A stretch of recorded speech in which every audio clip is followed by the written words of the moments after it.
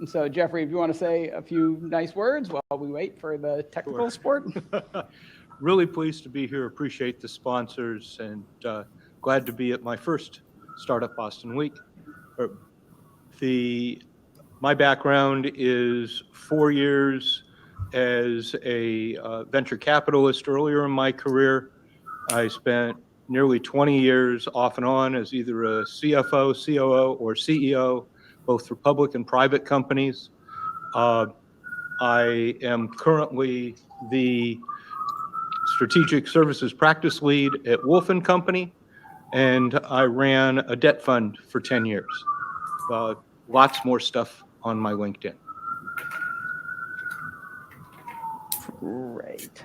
So they're still working on the audio, it seems. And so you're going to be a star right now. So if you want to continue on and get this started, sure, then we'll figure out the rest of this as you go. Yeah.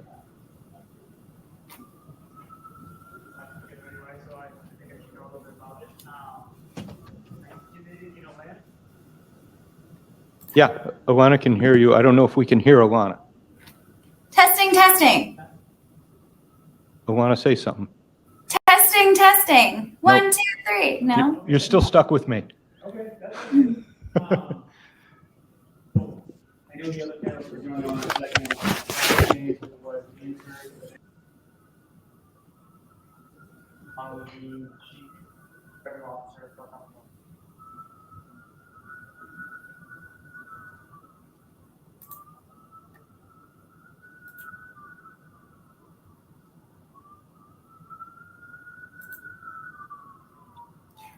An alternative.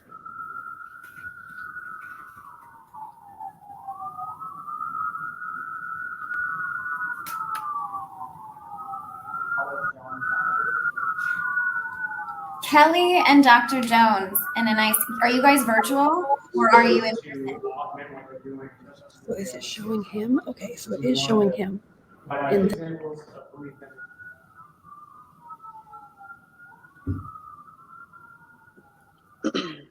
So, Jeff, I guess to kind of get started,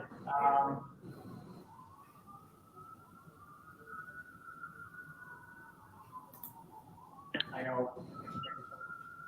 Sure. So when we look as startup founders, we're looking for ways to augment and stretch that runway as far as possible.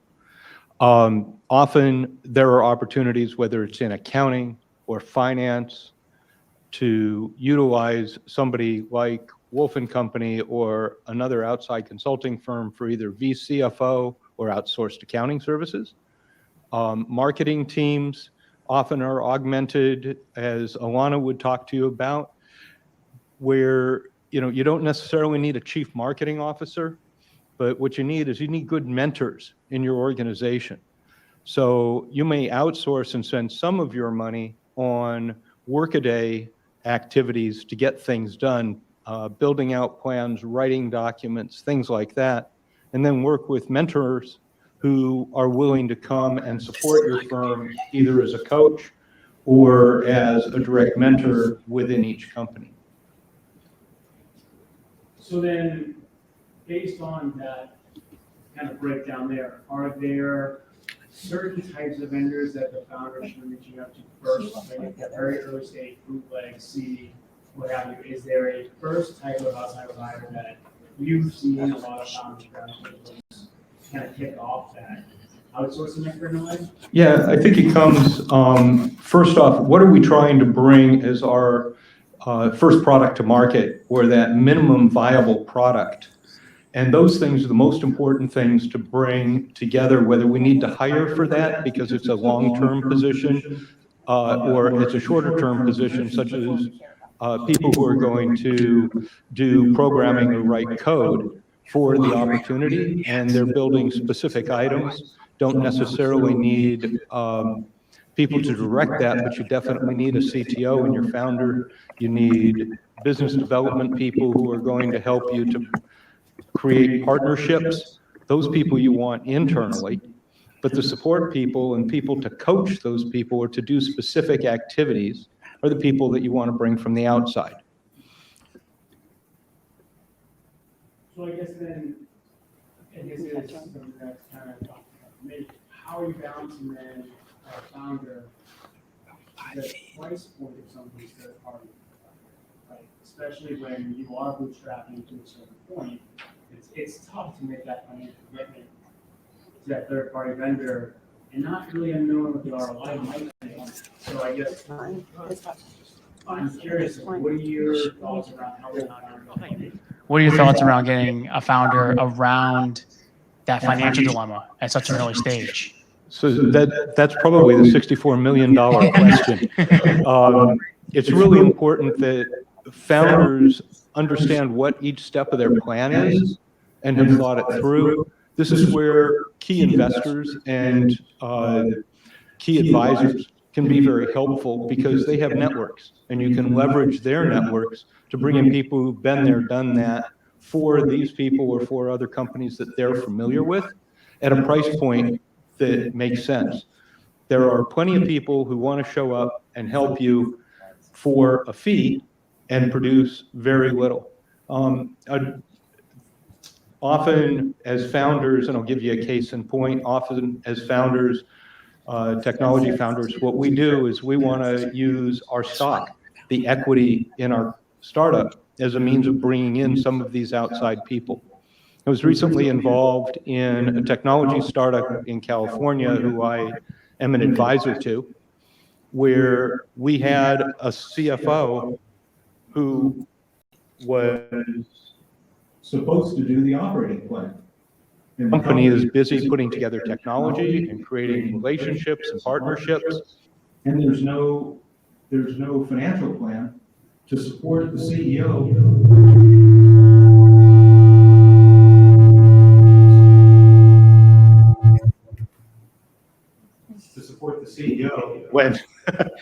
When she wants to go out and do fundraising. And as we all know, fundraising is very timely. It's catch as catch can. Somebody walks through your front door or is introduced to you at a dinner party or at an event, and they say, oh, I really like that you're building XYZ. Let's talk about it.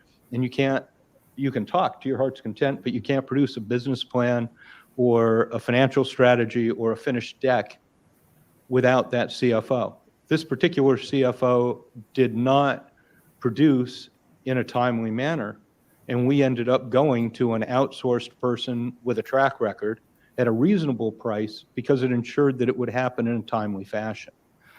Whether it's coding, whether it's financials, whether it's art or marketing related, these things can really hamper a founding team because they're just not ready when the right person walks through the door. And as we all know, investors are fickle. And if they don't feel you're ready, they've got other things to do. They've got other places to invest their money. There may be or may not be, depending on how you feel about your own technology, competitive technologies or peripheral technologies out there, that they're not going to have any interest in you any longer. Is our team up now? Alana, are you there? Testing, Alana, testing. gosh, can you hear us? Yeah, we can hear you. Testing. Oh, perfect. All right. You guys are Yay. good. All right. Awesome. did it! Sorry. Shout out to Gosh. the AV team, Tim. There we go. I'm going to Akash, hand it over to you, Akash. it's your show. Cool. Thank you so much, Brandon. I don't know what we do without you. Hi, everyone. We apologize for the difficulties, but I know I speak for The all show of us. must go I say on. we're exactly, and we're super excited to be here with you, Jeff. Thank you for taking on the show for the first 15 minutes. I don't want to interrupt the flow completely, so I guess we can just start with some introductions for me and Alana, and then we can jump right back in. My name is Akash Jain. I was an investment analyst for Bank Tech Ventures over the summer, which Brandon is also an employee of. Bank Tech Ventures is a strategic investment fund that supports community banks. I'm also a rising junior at the University of Pennsylvania, and so I'm coming live to you from Philly. Alana, do you want to give a quick introduction? Sure. Hi, guys. Welcome. Thank you for being here. I'm calling from the other side of the country. I'm actually in Vancouver in British Columbia. I am a founder of a technology company called Fintel Connect. We are actually a portfolio company in BankTech Ventures, and I think I can probably bring the perspective of both being a vendor for some startup partners as well as being a startup ourselves and figuring things out. And I can probably talk to both sides of the coin. So thanks. Shout out to Jeff for holding down the fort. And yeah, let's go. Cool. Let's do it. I guess we can kind of go on the same track that Jeff was going on. So my first question is to you, Alana. We've talked about sort of when founders should consider reaching out to vendors and what types of vendors are available. But say I'm a company, how should I prepare myself to work with a specific vendor once I've identified that they can help me? Yeah, I mean, I think it seems pretty obvious in some senses, and it's not always obvious at the same time, that you want to set really clear expectations. So when you're looking to bring a partner on, that you have a realistic understanding of what you would expect as what success looks like. Because a lot of times, you know, your vendor partners, whether they're an outsourced CFO or a fractional CFO, whether they're a technology platform, in order to measure whether or not it's effective, and you're going to be putting energy and dollars behind these partners to make sure that you have ways of holding them accountable, ways of looking at, you know, whether or not they're making a material difference. Because I will tell you, you're going to bring them on and you're going to make mistakes, and that is okay. You know, you're going to not necessarily have the perfect relationship with an external vendor. They may not see things the way that you do. I would suggest not compromising on your values and your vision of how you're wanting to build your business.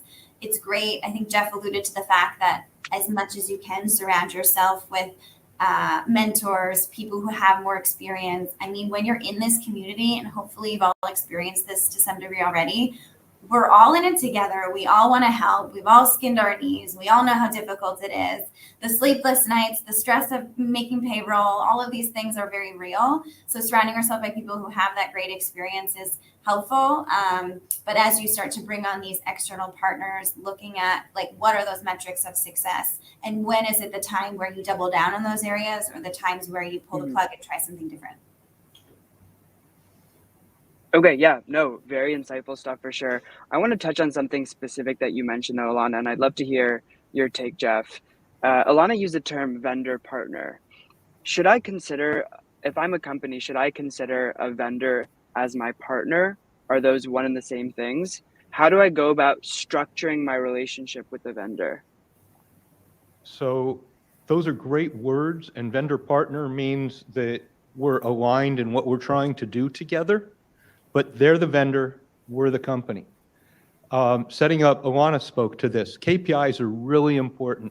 Having an idea of what it is we expect that vendor to do for us, putting down a hypothesis before we start so that the scope of work is specific and it's detailed enough so that they understand what is expected on what time frame is really important.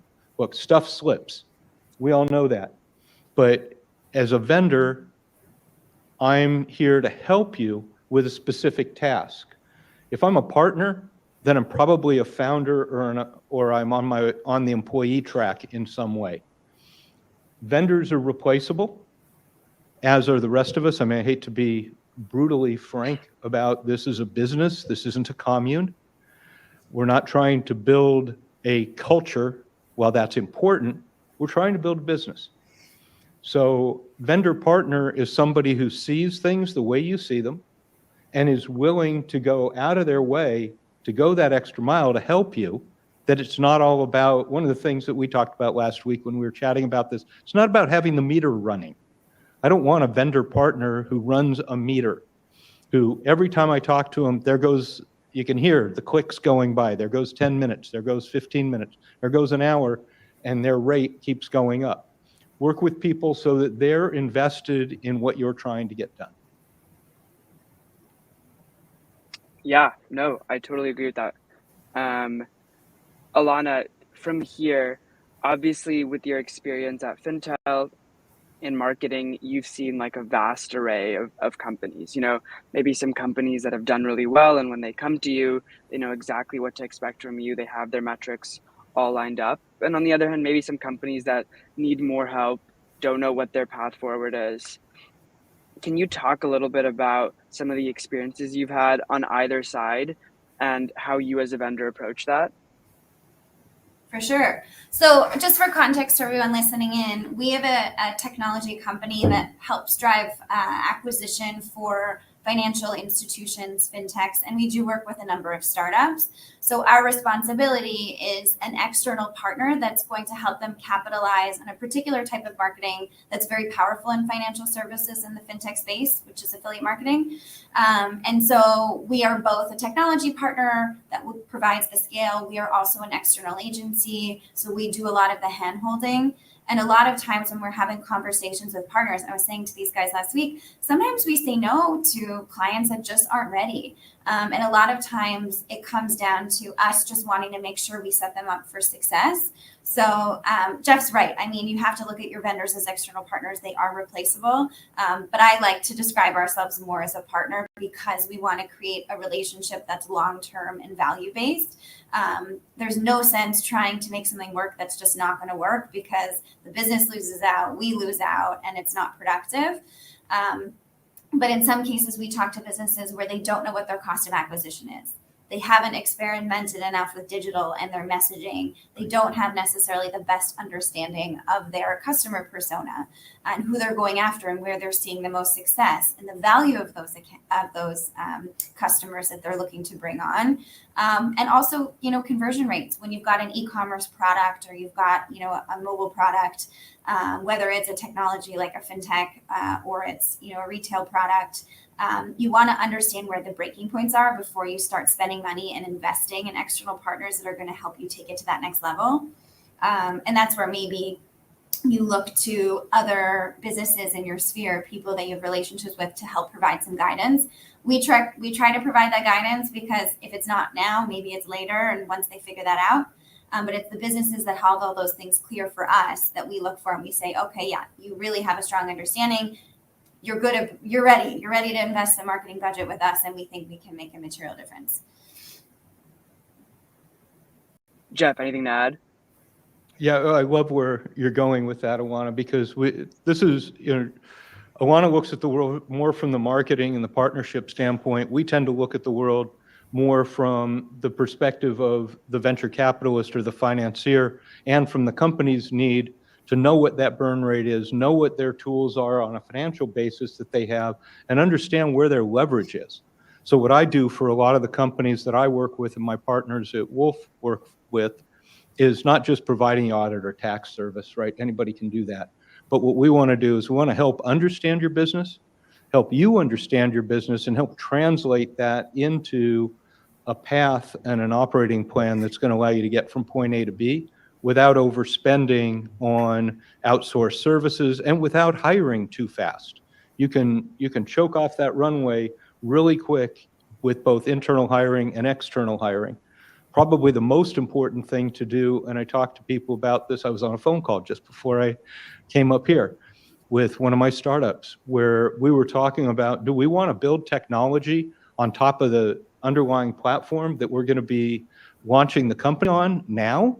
Or do we want to launch the company on that platform and build out the technology when we understand whether or not we can bring in our strategic partners, the folks who are actually going to pay the bills and limit the amount of money that we have to raise? And so understanding that plan and setting that timing up, it requires outside vendors, it requires mentors and advisors, and it requires an openness and a willingness to stay on track, but you've got to be willing to move and pivot so that you pick people up as you meet them. Yeah, no, great stuff, Jeff. I think that was very insightful on the vendor side of things, but trying to bring it back around to the founder side of things. We can start with you, Jeff.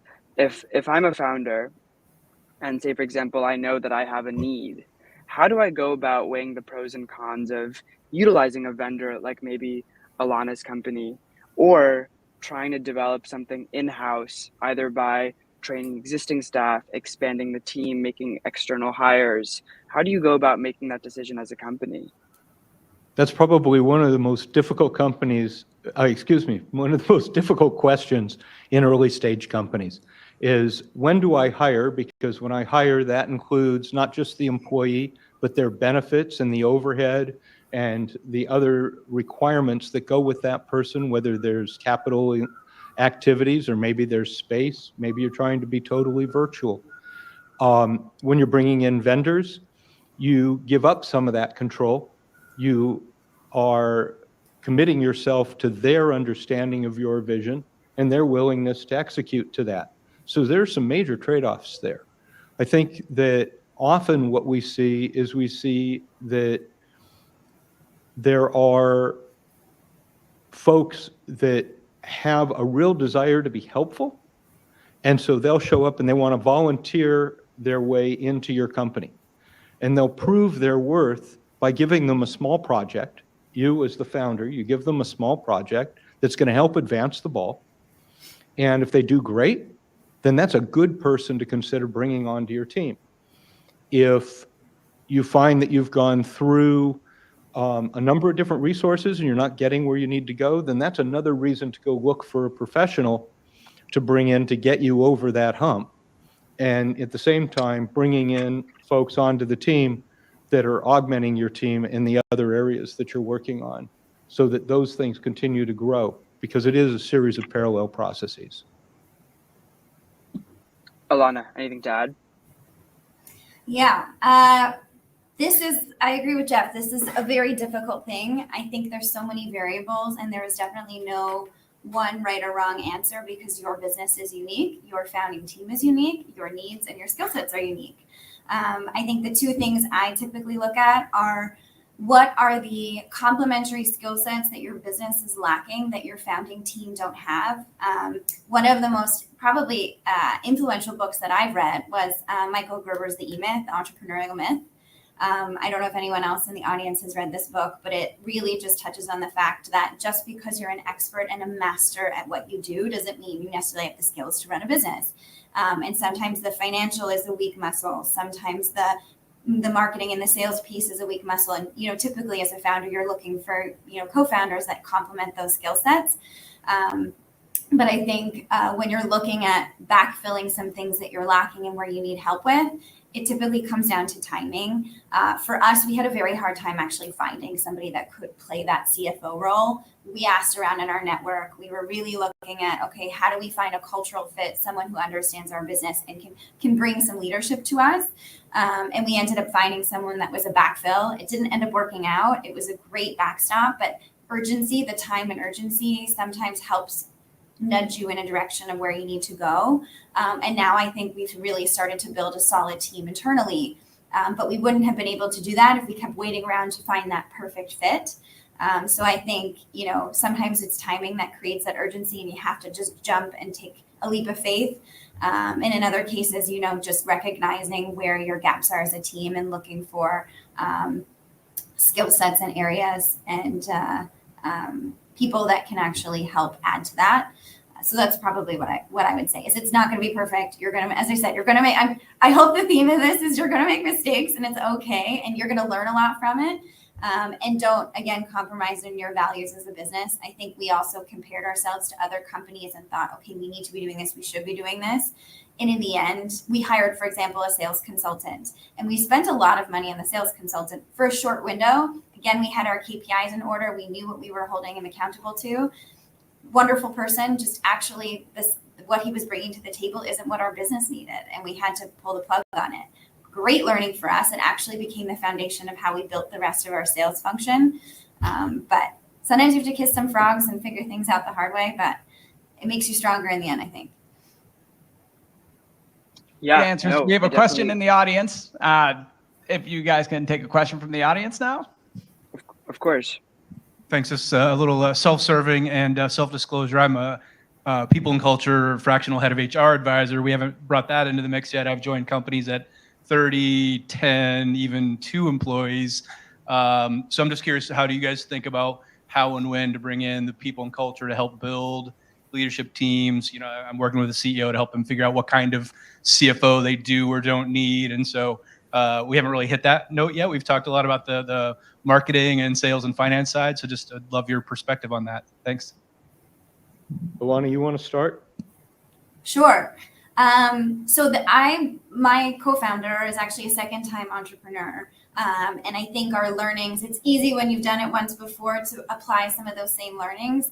And I love that you brought up the HR function, because even at a business when we were 3 employees, we had a full HR strategy. We had job descriptions, we had review processes, we had KPIs for each role. And we invested heavily in HR very early on. And sometimes it seems like, we'll get to it later. It's fine. We have to figure these other things out. But if you don't have that strong foundation, I think it's really difficult to actually build a scalable business. So I think if you don't have we were fortunate because we built a business before, so we could build on that already. And to be honest, we use a lot of the materials. It's very transferable. No matter what business you have, the same fundamentals are there. If you don't have that skill set, then I do suggest investing in guidance in this area. So just to riff off that, I actually agree very much with Alana. It's important to have your culture getting built out early. I like the fact that you do fractional HR, because just whether it's a CFO or a COO or a chief people officer, you need help to build the culture out, and you're trying to build alignment. It's also important, I think, to make sure that you're putting the appropriate resources in place along the lines of HR, so that not only are the KPIs getting hit, but people's health care is being taken care of. They're looked at as not just, you're here to work 24/7, 365, which is what most of us do as founders. And the toll that takes on our families and our friends is one thing, but the toll that it takes on our employees is a whole nother. So leadership in how we lead the company and what we do to both work hard and play hard, a human resource support team, whether it's internal right away or it's somebody who can help mentor us through that process, is really important. I think it was good that you asked the question. Sometimes you don't know what you don't know. So it's helpful to get an outside perspective to guide you. And if you're not conscious about the culture you're creating, it will morph, and your team, and like we had brought on a bunch of interns, and it will impact the way your business morphs in a way that you don't anticipate if you're not purposeful and deliberate with what type of culture you're wanting to create. So yeah.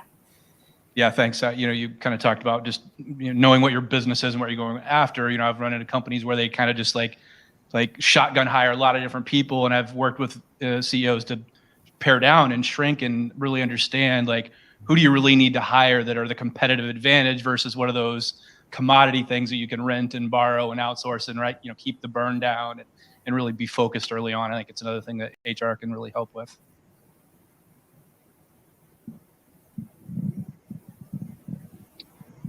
Cool. Any other There's a questions in the room? We got a spot. Good. We got I one think more. there's a question from our virtual audience. Okay, yeah, go for it. Yeah, just one more follow-up on that question. Are you guys seeing any uptick in like contract to hire, where you're outsourcing it to a vendor and then you bring that person on full time?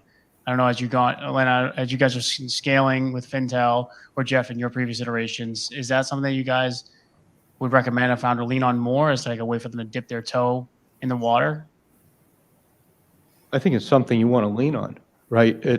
You really want to try before you buy to a certain extent, because you're going to invest in this person long term. Once I bring somebody onto a team, I want them to be with me, if you will, for life.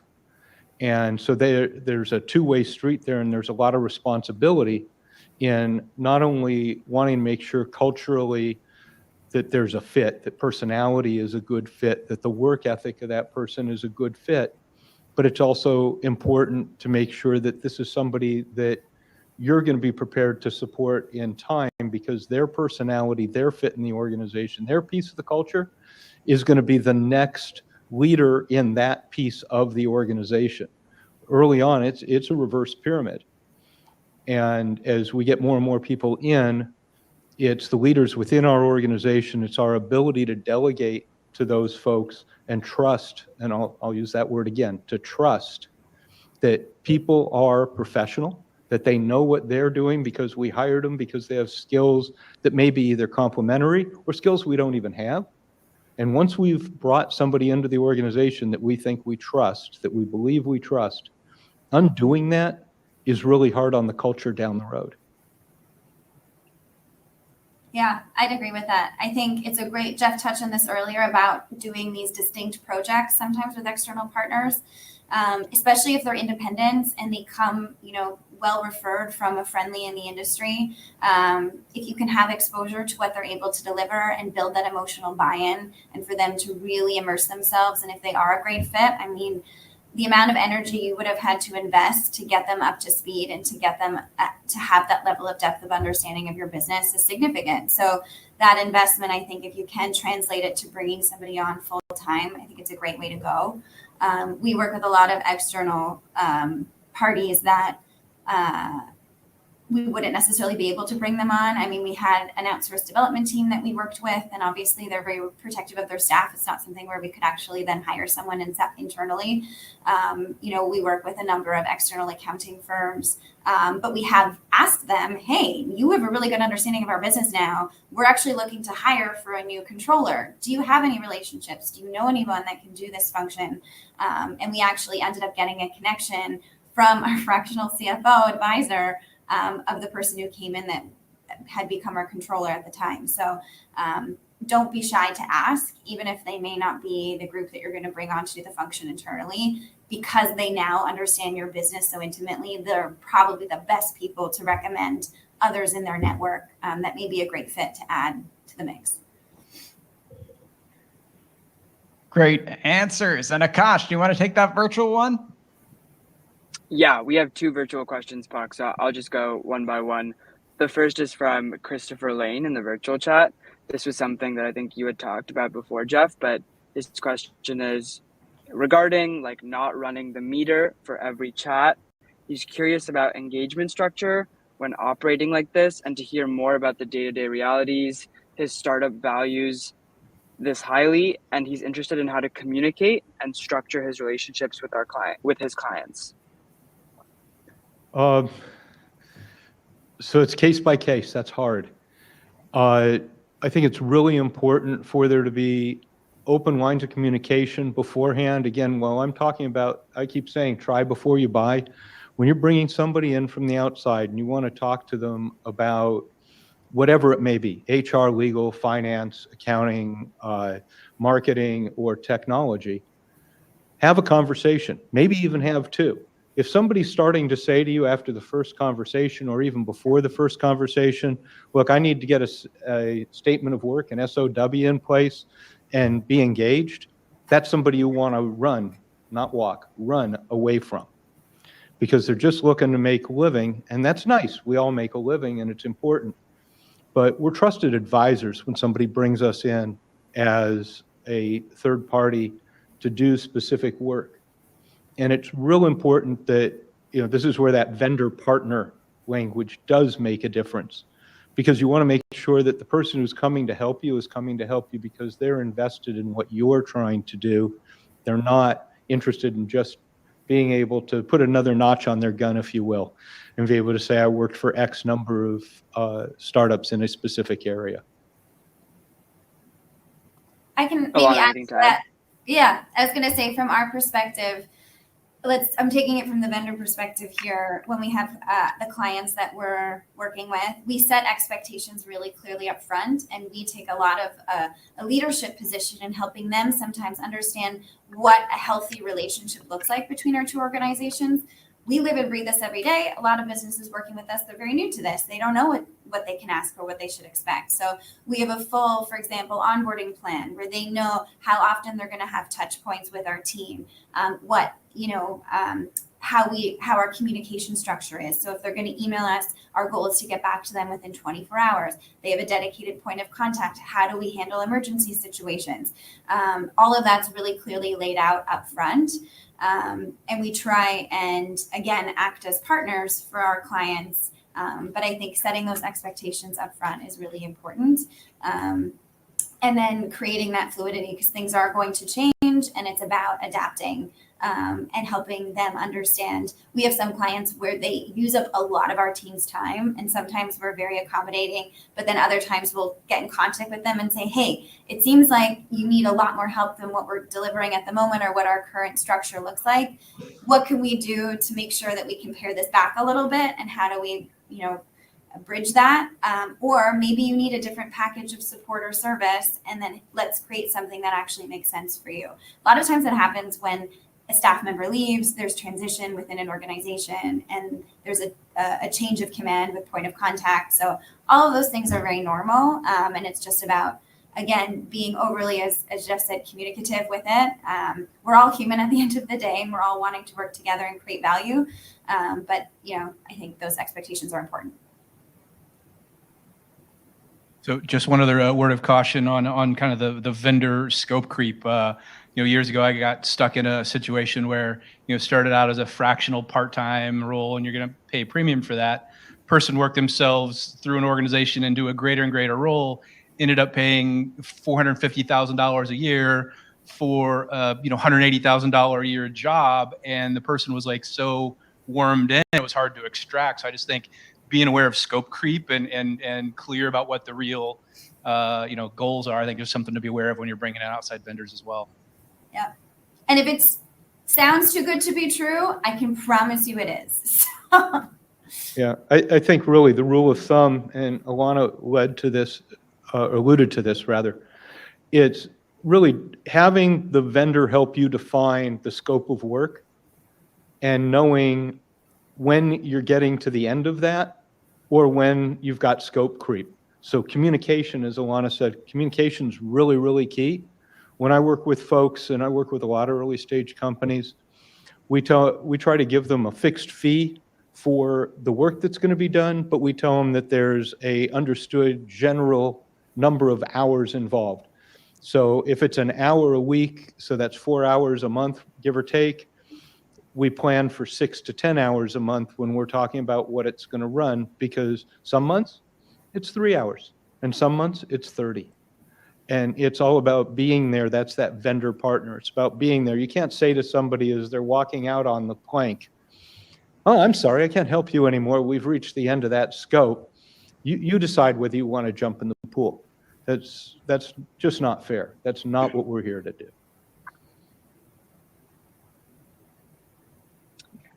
We have another virtual question, Puck, if that's okay. Please, go ahead. This is coming from Kelly Cook.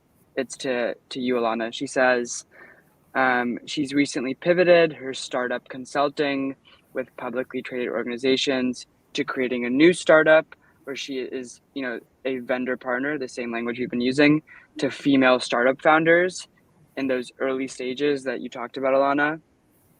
She comes in exactly in those blind spots that we referred to, from fraction CFO to COO. And her question is, from the vendor partner side and wanting to support small startups, what would be the best way for her to work together with the startups at the beginning to best illustrate how she can help?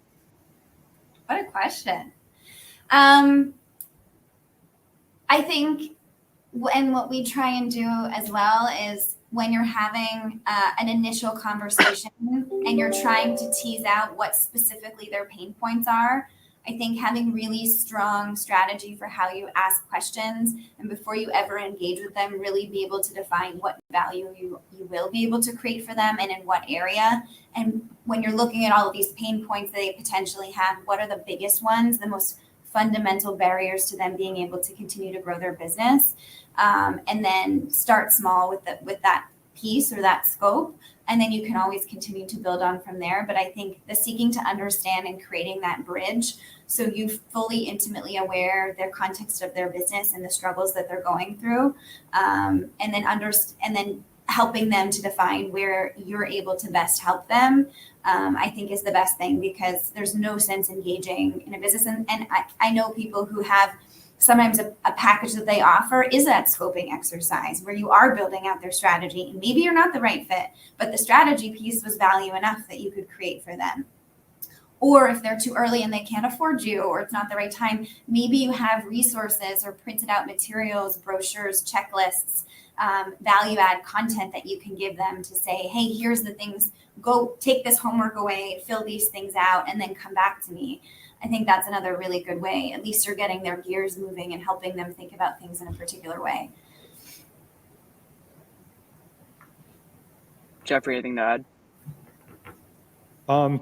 Yeah, the thing that I would add to it is actually what Alana said at the end here is really key, which is a lot of our job, if we're going to be in the vendor position, is to help teach.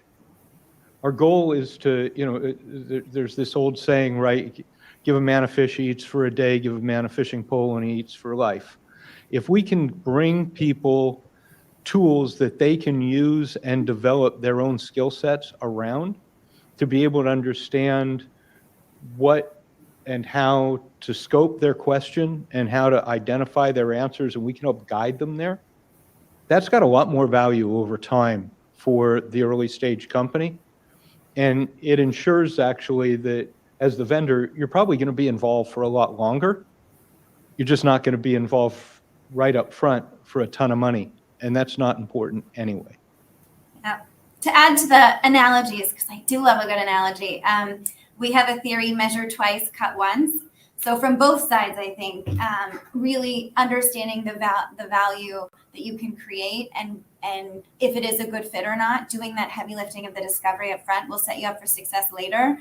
So you do have clients or partners or whoever that you work with for a very long time, and it's not hard money that you're trying to chase after. It ends up being really easy money because it's obvious what kind of value you're creating, and they'll pay for it all day long, and everybody wins. So that's one thing I would say to add to that too. And I'm just going to add, from the founder's perspective, if you can find people who work with you that way, you're going to end up in a lot better shape down the road than you will be by finding people who can do that one job and then move on, because now I've got to find somebody else to do that next step for me. Where, as Alana and Akesh were saying a couple minutes ago, these are going to be your best advisors down the road. They've got networks. And their networks, if they're good at what they do, their networks are going to be good for your company. Very interesting stuff. And I definitely agree a vendor can be a partner for a lifetime. Puck, do we have any more questions in person? I think there's no more virtually. Yes, we've got another one in the room. Love it, guys. Keep it going. So I guess it's Brandon again. I'm curious, what is the best way for a founder who is thinking about using Wolf, partnering with Fintel or any of the other vendors? What is their first step? Is there a place that they can go to find these resources, to compare these vendors in real time? Do they need to have these kind of face-to-face conversations, have these meetings? What do you guys recommend that you've seen work for your customers? Well, I think reputation, at least for Wolf and for me personally, it's reputation. It's people go out, whether it's LinkedIn or it's from meetings like this, and you have conversations with people who are advisors to people who are starting companies, or you're investing in that relationship by talking to early stage founders or people down the road who are getting ready for a merger or acquisition activity or a succession activity, or somebody who's looking at maybe letting venture capital or other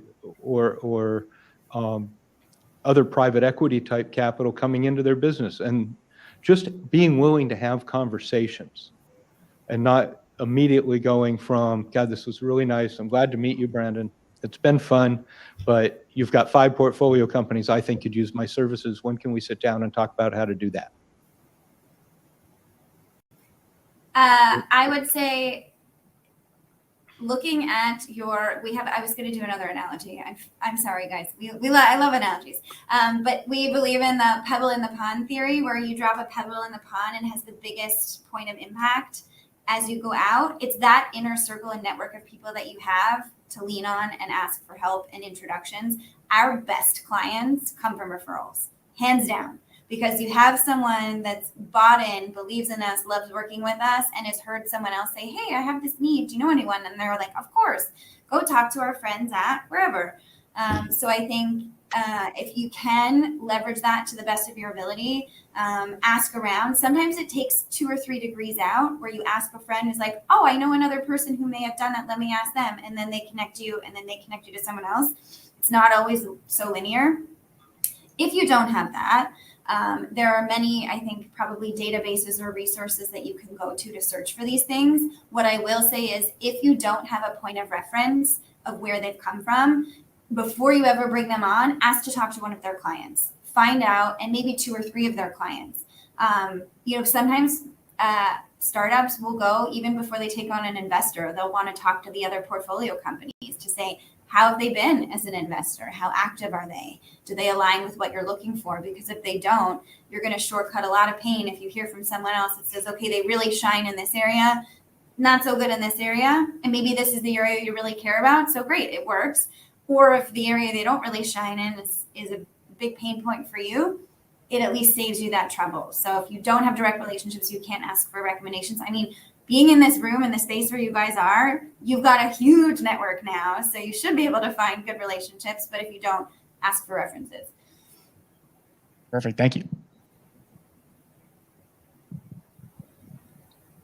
Any more questions, Buck? I know we're nearing up on time. Yep, we're getting towards the end. A lot of great information. Any other questions in the room? We got great vendors here. Anyone online? No, so if everyone would like to say some last thoughts about how to work with the vendors, how that relationship goes, just your last thoughts to leave with the group, that would be wonderful. Go ahead, Alana. Prakash. I would say don't be shy or scared to try something. I think be eyes wide open about what really your needs are, and don't try and compare yourself to other businesses or friends who are also founders who have done this and it's worked out really well. I would highly recommend that you really introspect and look at, okay, what are the things that I really need as a business, and what are the things holding me back from getting to that next step? And it's a time and money conversation. It's, do I need the efficiency so that I can then move to that next stage of my business sooner? So therefore it makes sense for me to bring on this fractional CFO or outsource legal counsel or whoever, strategic marketing partner, HR tools. Or can I afford the time and it's just better spent doing it internally till we can figure out and get to that next step. So really be honest with yourself internally, use your networks. Don't be shy, because I can promise you you're going to get it wrong, and that is okay. That is the brilliance of being on this journey of being a founder. It's scary, but you're not alone, and you're amongst some amazing people in this room and within this group. So that's my advice. Jeff, want to add on? Sure. So I think something we didn't talk about when we talk about vendors, and that I have to say personally is a big piece of who I've become over the course of a fairly long career, is ask people what went wrong and what they did about it. How did they help? What are 2 or 3 of the worst things that ever happened to them or that they caused? Because we all mess up. We all mess up. There's a reason that the statistics on startups are 1 in 10 makes it. It's because the other 9 make a series of mistakes that they don't figure out how to recover from, because we all make mistakes. We all do things that maybe the next morning, the next month, 10 years later, we look at and we go, you know, in retrospect, if I had, and you can go ahead and fill in that blank because I don't need to for you. I've made and lost multiple fortunes over the course of my career. And I can tell you that every one of those was a unique learning experience. And the most important things, because I still have the same wife, the same kid, and I have to tell you I've moved, so I don't say I have the same house anymore.